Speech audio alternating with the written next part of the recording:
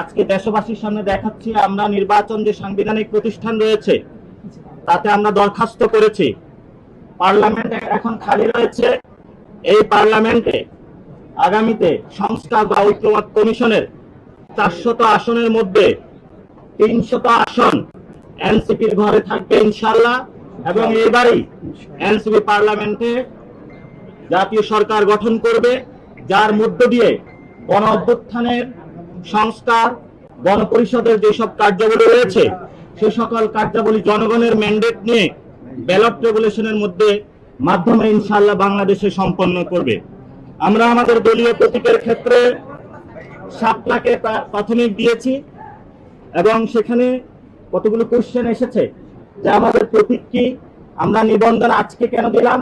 আপনারা জানেন আমরা স্বল্প সময়ে দল গঠন করতে পেরেছি এবং সারা বাংলাদেশে কথা বলেছি, কিন্তু আপনাদের মাধ্যমে দেশবাসীকে জানাতে চাচ্ছি আমরা অনেক জায়গায় আমরা অফিস নিতে গিয়েছি, সেখানে আমাদের অফিস নিতে বাধা দেওয়া হয়েছে। অনেক জায়গায় আমরা কমিটি গঠন করতে গিয়েছি, সেখানে ছল চাতুরির আশ্রয় নেওয়া হয়েছে। বিভিন্ন দল তাদের দলীয় এজেন্ট বিভিন্নভাবে আমাদের মধ্যে ঢুকিয়ে তারপরে তাদেরকে আবার এই পদত্যাগ করিয়েছে। এই হলো বাংলাদেশের রাজনৈতিক কালচার। আমরা সকল প্রতিকূলতা, সকল চ্যালেঞ্জকে মানিয়ে আজকে আপনাদের সামনে এখানে উপনীত হয়েছি। বাংলাদেশে যেভাবে 5 তারিখে গণ অভ্যুত্থানে বাংলাদেশের মানুষের জয় হয়েছিল, আগামীর পার্লামেন্ট ভোট ব্যাংকে এনসিপির শাপলা প্রতীকে পুরো বাংলাদেশের মানুষ জয় জয়কার করে দিবে। এনসিপির নেতৃত্বে নতুন সরকার গঠন হবে।